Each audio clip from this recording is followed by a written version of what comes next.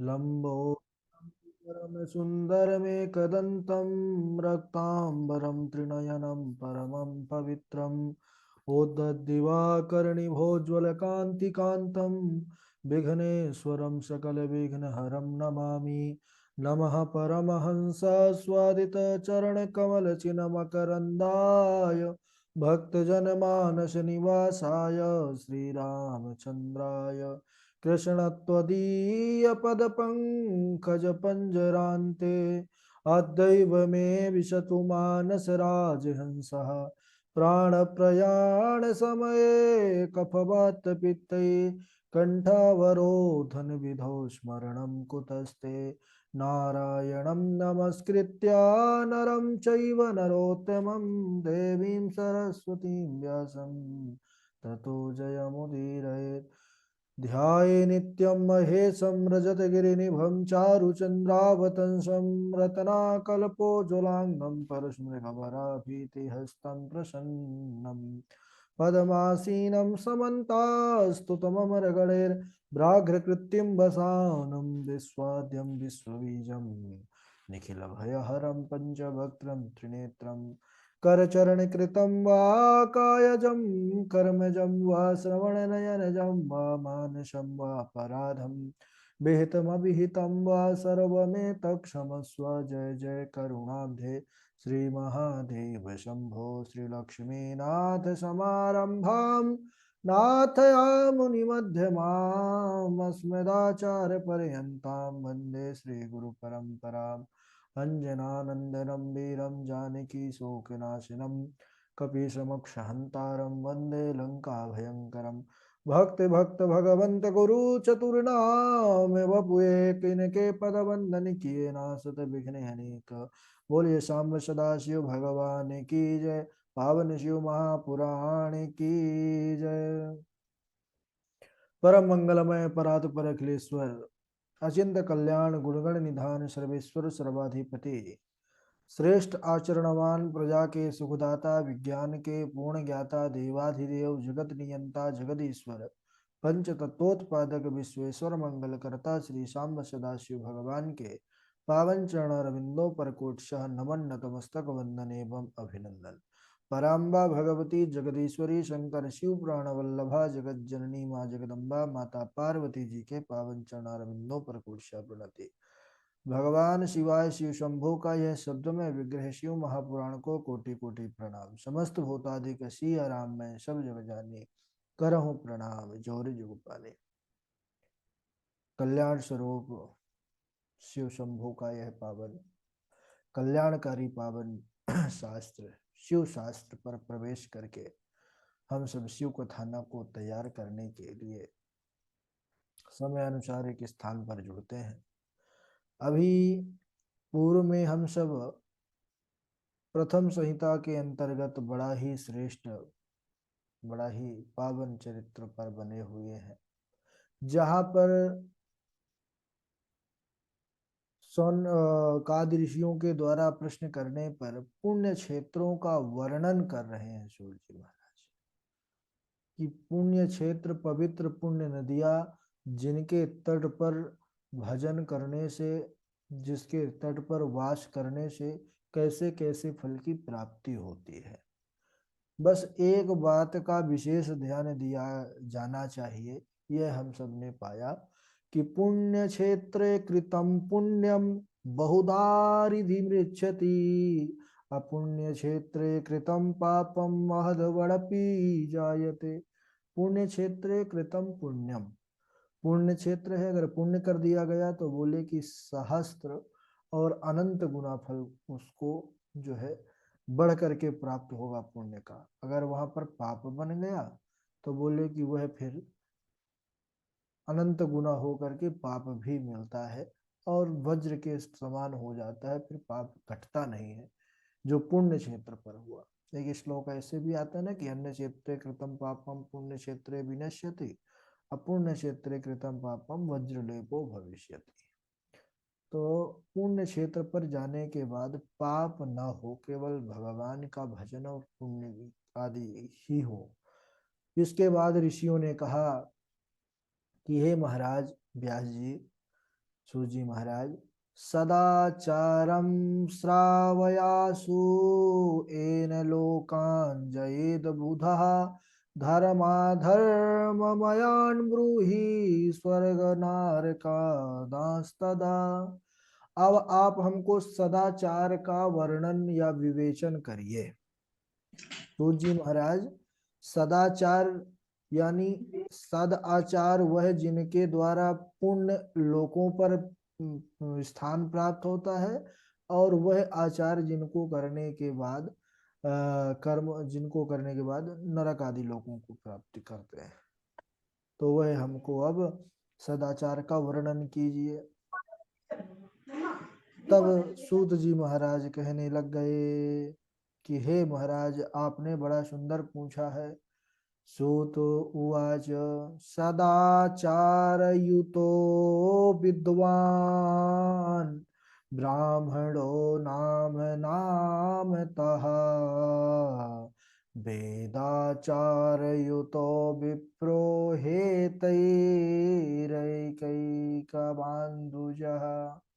आहा, बोले सदाचार युतो विद्वान ब्राह्मणों नाम नामतः, जो सदाचार का सेवन और पालन करने वाले हैं वह विद्वान ही ब्राह्मण नाम धारण करने योग्य हैं।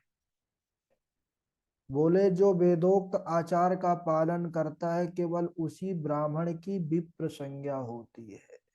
यह शिव पुराण है महाराज।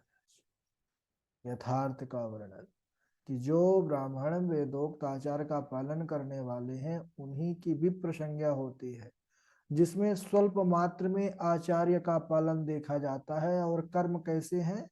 बोले जन्म से ब्राह्मण है लेकिन कर्म से क्षत्रिय वाले जो है उनसे कार्य हो रहे हैं, तो बोले कि वह फिर क्षत्रिय ब्राह्मण कहे गए। क्योंकि अब वो जो जन्म वाला है, क्योंकि आम का जो बीज है उससे आम का ही वृक्ष होगा, आंवला या इमली का तो नहीं होगा। तो तात्पर्य है कि ब्राह्मण तो है ही है जन्म से, लेकिन जो कर्म से भी है तो वो उत्तम, उसकी विप्र संज्ञा होती है। लेकिन जो जन्म से है कर्म क्षत्रिय वाले हैं तो कैसे ब्राह्मण कहलाए? बोले क्षत्रिय ब्राह्मण कहा जाता है उनको। ब्राह्मणों में भी यहाँ पर कई भेद बताए हैं शिव पुराण में। और जो वैश्य वृत्ति में लगे हुए ब्राह्मण हैं जन्मों से, तो बोले उनको वैश्य ब्राह्मण की संज्ञा दी गई है महाराज। उस द्विज को वैश्य ब्राह्मण कहा गया है। और बोले कि जो शूद्र के समान आचरण कर रहे हैं उनको कहते हैं शूद्र ब्राह्मण कहा गया है। उसके बाद बोले कि जो शूद्र से भी नीचे का कार्य हो, जो दूसरों में निंदा ढूंढे, दूसरों की बुराई करे, लड़ाई करे, झगड़ा करे, हिंसा करे, तो बोले असूयालु परद्रोही चांडाल दुज उच्यते। बोले कि जो दूसरों की बुराई करता है, हिंसा आदि करता है, उसको चांडाल द्विज, चांडाल ब्राह्मण कहा गया है। इसी प्रकार अन्य वर्णों में भी समझना चाहिए, उनके भी भेद यहाँ पर बता दिए हैं कि जो क्षत्रियों में भी जो पृथ्वी का पालन करने वाला राजा है वही क्षत्रिय है। जो दूसरे लोग हैं तो राजित्वहीन क्षत्रिय बताए गए हैं। वैश्य वृत्ति करने वाले हैं तो वैश्य क्षत्रिय, और अंत वाले हैं तो शूद्र क्षत्रिय, ऐसे उनके अगर कर्म बन रहे हैं तो। वैश्यों में भी प्रकार है, वैश्यों में जो व्यापार करता है वह वैश्य है, और बाकी वणिक कहे गए हैं।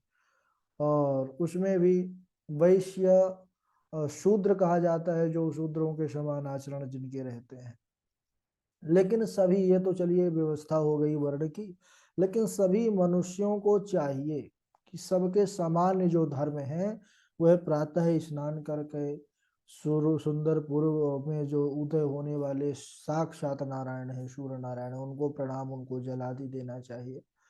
फिर सबसे पहले धर्म का कार्य करना चाहिए, धर्म के बाद फिर गृहस्थी लोगों को अर्थ आदि का जो है जो उनका धन आदि की आवश्यकता है उसको पूरी करना चाहिए। उसमें पूरा बना लेना चाहिए कि हमको ये करना है, एक पूरा नियम होना चाहिए, कितना गृहस्थी में खर्च हो रहा है, कितना बच रहा है, उसमें फिर कितना धर्म को लगाना है। ये पूरा करना चाहिए। अच्छा, प्रातः काल उठ करके किन किन दिशाओं पर बैठने से किसकी प्राप्ति होती है उसका वर्णन किया गया है। प्रातः काल उठकर पूर्व, अग्नि, कोण, दक्षिण आदि 8 दिशाओं की ओर जो मुख करके बैठता है उनको क्रमशः आयु, पूर्व की तरफ बढ़ने से आयु की प्राप्ति होती है, द्वेष, स्मरण, पाप, भाग्य, व्याधि, पुष्टि और शक्ति की प्राप्ति होती है। तो कुछ जगह पर प्रातः काल किस दिशा की ओर मुख करके ना बैठे, तो यह सारणी को जब देखेंगे 8 दिशाओं में तो समझ में आ जाएगा कहाँ पर हमको नहीं बैठना है। और कब उठना चाहिए, कब उसका क्या नियम है, तो बोले रात्र का जो पिछला प्रहर है उसको उषा काल कहा जाता है।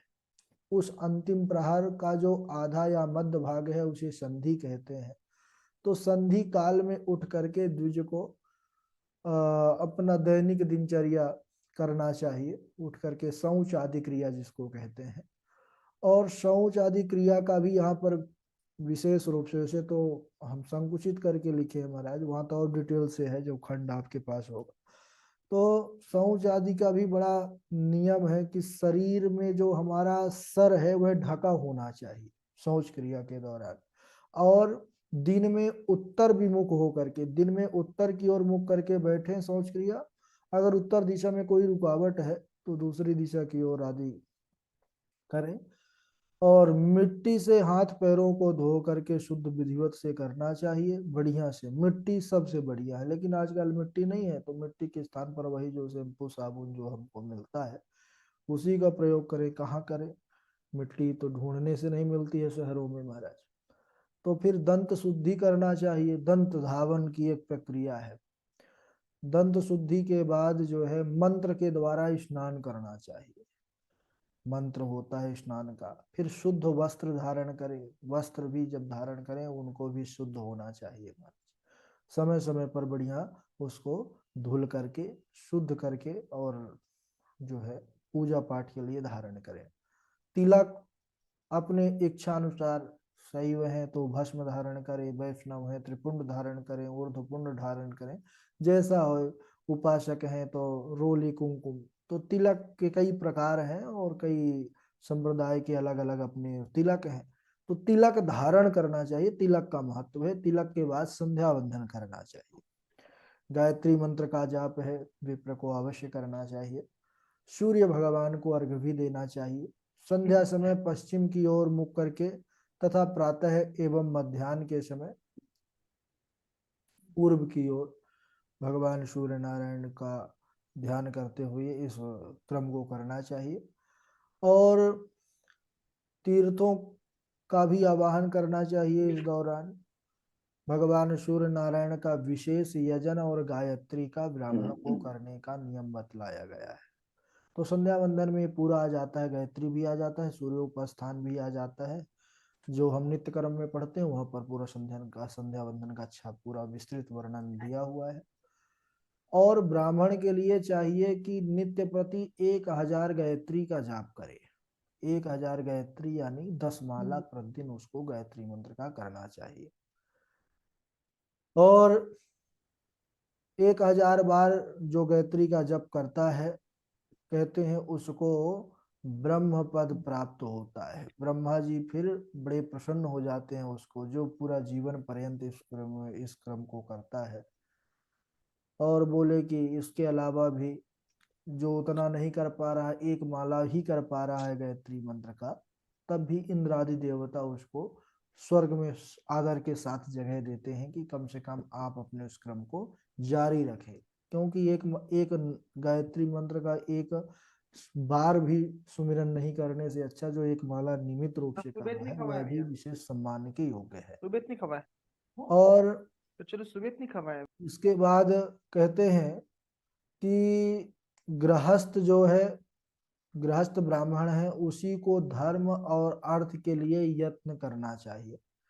यानी जो गृहस्थी से जुड़े हुए ब्राह्मण गण हैं उनको अर्थ भी संग्रह, क्योंकि जीवन और गृहस्थ का जो कार्य है वह अर्थ से चलता है, कुटुंब आदि का पालन पोषण होता रहे, उसलिए अर्थ के लिए भी प्रयास करना चाहिए। लेकिन जो मुमुक्षु ब्राह्मण है यानी जो विरक्त एक प्रकार से कहें, तो विरक्तों के लिए तो सदा ज्ञान का अभ्यास और भजन ही है, अर्थ का कोई स्थान ही नहीं है। क्योंकि जिन्होंने जीवन ही समर्पित कर दिया है भजन के लिए, गृहस्थ से दूर विरक्त की ओर, तो उनको सदैव भजन करना चाहिए, ऐसा यहाँ पर कहा गया है। और धर्माद अर्थ अर्थ तो भोगो, भोगाद वैराग्य संभव, धर्मार्जितार्थ भोगे न वैराग्यम उपजायते। बड़ी सुंदर यहाँ पर बात लिखा है। सूत जी महाराज कहते हैं कि हे ऋषियों, धर्म से अर्थ की प्राप्ति होती है, और अर्थ से क्या होता है, भोग सुलभ हो जाते हैं। भाई पैसा है तो बाहर है तो वहां जाएंगे तो दाल है, आटा है, चावल है, ये सब जो है खाने का योग भोग सामग्री हमको प्राप्त हो जाएगी। और कहते हैं जो धर्म पूर्वक अर्थ प्राप्त होता है और अर्थ से भोग सुलभ होते हैं, तो उस भोग से एक दिन वैराग्य निश्चित हो जाता है। धर्म पूर्वक उपार्जित जो द्रव्य है, उस द्रव्य से जो हमको अर्थ, उस अर्थ या द्रव्य से जो भोग की प्राप्ति होती है, उस भोग से एक दिन वैराग्य अवश्य ही सुलभ हो जाता है। तो धर्म दो प्रकार का बताया गया है सज्जनों। बोले कि एक तो द्रव्य के द्वारा संपादित होने वाला, और दूसरा है शरीर के द्वारा किए जाने वाला। द्रव्य के द्वारा संपादित होने वाला कौन सा? बोले यज्ञ आदि जो है यह द्रव्य के द्वारा होता है। आप पहले भी हम सब सुने हैं कि राजसूय यज्ञ में बहुत सा धन एकत्रित किया गया, क्योंकि बड़े बड़े जो यज्ञ होते हैं इसमें अर्थ की बड़ी आवश्यकता होती है, द्रव्य की आवश्यकता होती है। और दूसरा एक वो है जो शरीर के द्वारा, यानी आप नर्मदा परिक्रमा में चले गए, तीर्थ यात्रा में चले गए, चातुर्मास कर रहे हैं बैठ करके, और पंचाग्नि तप रहे हैं, तीर्थों में जा रहे हैं पैदल, तो इसमें कोई अर्थ की प्रधानता ना रही, केवल इसमें शरीर ही आपका जो है उस धर्म में लगा। लेकिन यहाँ पर कहते हैं द्रव्य धर्म यज्ञ आदि के रूप में कहा गया है, और तीर्थ स्नान आदि के रूप में शरीर का, जो शरीर के द्वारा किया गया धर्म है। तो सतयुग आदि में तप को ही प्रशस्त कहा गया था, लेकिन कलयुग में तो द्रव्य साध्य धर्म को सबसे बढ़िया कहा गया है। क्योंकि भगवान की कृपा से अगर द्रव्य है, अर्थ है हमारे पास, इतना सामर्थ्य प्रभु ने दिया है, तो पावन, देखिए क्योंकि इस कलिकाल में शरीर को तपाना अब साधारण बात नहीं रही, सीधी सी बात, इसको अगर हम समझे, है ना। पहले के ऋषि मनुष्य और पहले के लोग चले जाते थे तो जंगलों में कई कई वर्षों तक भ्रमण करते रहते थे। अब चले जाएंगे तो जंगल में जो है कंदमूल फल, क्या जल भी नहीं मिलेगा, सब नदियां छोटी छोटी सूखती जा रही हैं। तो यहाँ पर कलिकाल में जो ऋषियों ने हमारे कितने जो है दिव्य दृष्टा थे, उन्होंने कहा कि कलिकाल में तो द्रव्य साध्य धर्म बहुत अच्छा होगा। अब क्या है, परमात्मा ने सामर्थ्य दिया है तो समय समय पर यज्ञ करते रहे, कभी कोई पाठ हो, आचार्य ब्राह्मण को बुलवाया जाए, तो बढ़िया ब्राह्मणों से सुंदर आयोजन, जो ब्राह्मणों के द्वारा मंत्रोच्चार होंगे, बैठा करके पूजन ब्राह्मण करवाएंगे, और सुंदर अपने मुख से जो तरह तरह के पाठों का वाचन करेंगे, मंत्र श्लोक, तो उससे आपके अंदर का भी जो है तो पापों का विनाश होगा, पूरा घर का वातावरण शुद्ध होगा, है ना। और ब्राह्मणों का सेवा सत्कार से आपके जो है तो इस लोक और परलोक दोनों को सुंदर हो जाएगा। तो द्रव्य साध्य धर्म इसमें कलिकाल में अच्छा माना गया है। तो सतयुग में ध्यान से, त्रेता में तपस्या से, द्वापर में यज्ञ से ज्ञान की सिद्धि होती थी, लेकिन कलयुग में केवल जो है भगवत विग्रह का पूजन से, सुंदर अनुष्ठान से ही वह लाभ प्राप्त हो जाता है। और जो जैसा पाप पुण्य करता है उसको वैसा ही फल भी मिलता है। कैसा मिलता है उसको हम अगले दिवस श्रवण करेंगे महाराज, क्योंकि श्लोक तीन तीन चार हो चुके, हाँ तीन चार हो चुके, और प्रियम जी बोल भी रही थी कि भाई चार चार तो याद नहीं हो पाते हैं, क्या किया जाए। ठीक है, बोलिए सदाशिव भगवान की जय। तो एक दो महीने अभी धीरे धीरे चलाते हैं गाड़ी, और फिर इसके बाद तेज चलेगी, क्योंकि श्लोक याद करना बहुत जरूरी है। जिनका दूसरा सत्र है उनके लिए तो विशेष है कि इस बार श्लोक छूटने ना पाए। नहीं तो भाई फिर दूसरा सत्र करने में फिर क्या हुआ, जब आप लोग श्लोक इस बार भी ढिलाई कर देंगे। हम ये नहीं कहते कि आप 4-5 एक दिन में याद कर लीजिए, ठीक है कोई बात नहीं, उस बार कुछ सुनाते तो थे आप, हर बार उस बार भी सुनाए हैं, सरल तो हो ही गए हैं। तो 2 श्लोक याद करने का नियम बना लीजिए। एक श्लोक तो अब आप लोगों के लिए नहीं रहा, जो नए हैं उनके लिए एक श्लोक का आज भी सूत्र है। अब दूसरा सत्र वालों के लिए महाराज 2 श्लोक डेली याद करने के लिए मंत्र है। अब एक मंत्र याद या श्लोक याद करने के लिए आप लोगों को आज्ञा नहीं है, अब 2 श्लोक याद करिए, क्योंकि द्वितीय सत्र है। अब तृतीय सत्र ना करना पड़े, नहीं तो 3-3 याद कर पाया जाएगा, इसलिए 2-2 श्लोक याद करेंगे तो नैया पार लग जाएगी इस बार। फिर राम कथा भी शुरू होने वाला है, राम कथा के बाद देवी कथा, तो राम कथा देवी कथा, जो शिव पुराण और भागवत कर लिया है उनको एक साथ दोनों कक्षाओं में प्रवेश मिल जाएगा, राम कथा प्लस देवी कथा में। ठीक है, तो अच्छा है, मेहनत घनघोर कर दीजिए और बारी बारी से श्लोक सुना दीजिए। सबसे पहले पावनी है, फिर उनके बाद हमारे राजेश पंडित जी जुड़े हुए हैं, और विशाल जी हैं, प्रियाम जी हैं, और कार्तिक जी, नंद किशोर जी, सुरेश चंद्र जी, धारणा चैतन्य जी, और डॉक्टर साहब भी हमारे हैं। चलिए।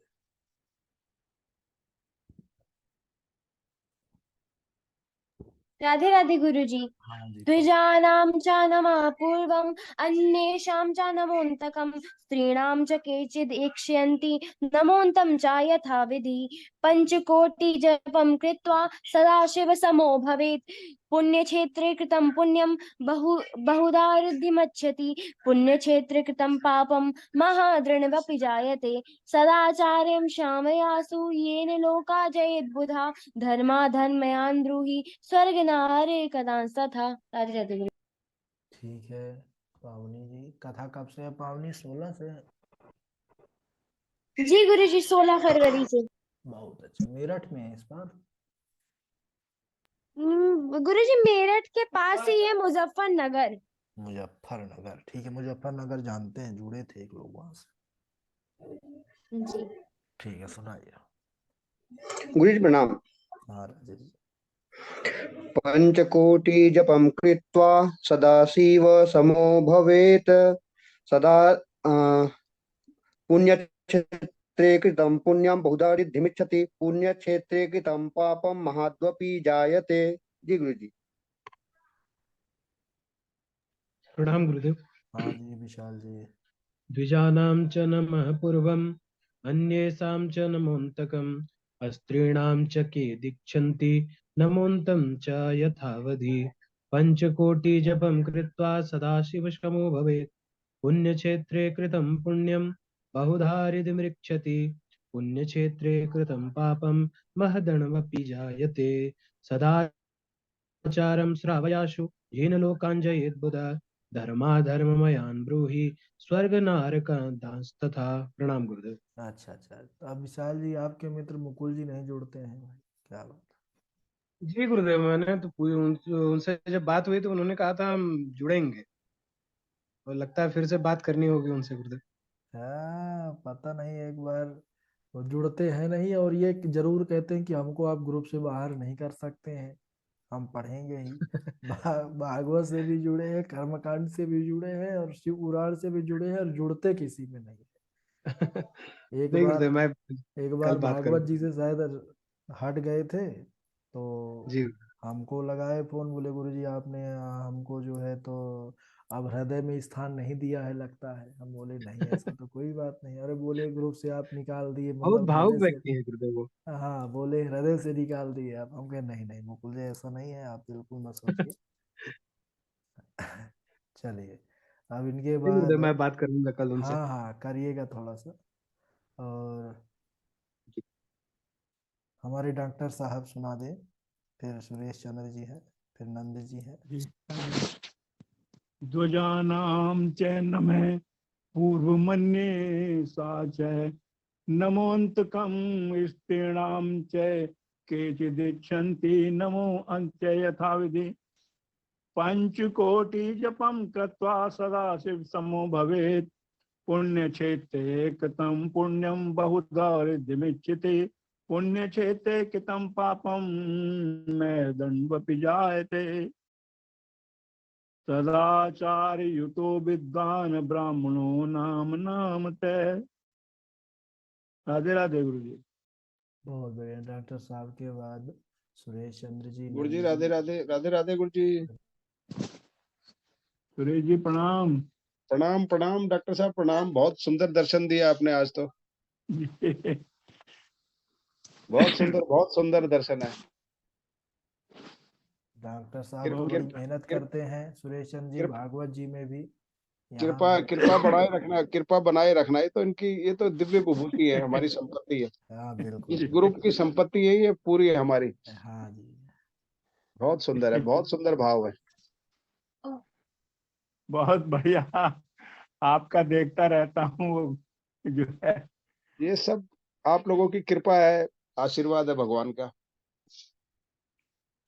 ये जी गुरु जी राधे राधे। हाँ राधे राधे। द्विजानां च नमः पूर्वमन्येषां च नमोऽन्तकम् स्त्रीणां च कीदृच्छन्ति नमोऽन्तं च यथा विधि पंचकोटि जपं कृत्वा सदा शिव समो भवेत् पुण्यक्षेत्रे कृतं पुण्यं बहुधा रिद्धिमृच्छति पुण्यक्षेत्रे कृतं पापं महादण्डवपि जायते सदाचारं श्रावयासु येन लोकान् जयेन् बुधा धर्माधर्ममयान् ब्रूहि स्वर्ग नारकदांस्तथा। जी गुरु जी राधे राधे। ठीक है, और नंद जी हमारे फिर कार्तिक जी सुनाएंगे, फिर धारणा चैतन्य जी। नमः पूर्वमन्येषां च नमोऽन्तकम् स्त्रीणां च केचिद्दिच्छन्ति नमोऽन्तकं च यथाविधि पञ्चकोटिजपं कृत्वा सदा सम्मो भवेत् सप्तरात्रं वा वसेदा पञ्चरात्रकम् पुण्यक्षेत्रे कृतं पुण्यं बहुधा रिद्धिमृच्छति पुण्यक्षेत्रे कृतं पापं महदण्डवपि जायते सदाचारश्रायासु येनालोकान् जयेत् बुधा धर्माधर्मयान् ब्रूहि स्वर्ग नरकादस्तथा। जी गुरु जी। चलिए, हमारे गणपति जी जो है बहुत दूर से चल करके आज हमारे पास आए थे। आज आप लोगों ने देखा ग्रुप पर, बढ़िया जो है। हाँ, सुंदर, बहुत सुंदर गुरु जी, बहुत सुंदर, बधाई हो आपको। हाँ महाराष्ट्र से आए हैं। चलिए कार्तिक जी जो है सुनाएंगे। चरण स्पर्श राधे राधे। हाँ सुनाइए। जी गुरु जी। स्त्रीणां च के विदिच्छन्ति नमोऽनन्तं च यथा विधि पंचकोटि जपं कृत्वा सदा शिव समो भवेत् सप्तरात्रं वा वसेत् वा पंचरात्रकम् पुण्यक्षेत्रे कृतं पुण्यं बहुधा रिद्धि मृच्छति पुण्यक्षेत्रे कृतं पापं महद महदणवपि जायते सदाचारं श्रावयासु येन लोकान् जयेत् बुधः धर्माधर्ममयान् ब्रूहि स्वर्ग नरक दान तथा। धन्यवाद गुरु जी। ठीक है, धारणा चैतन्य जी आपका स्वागत है।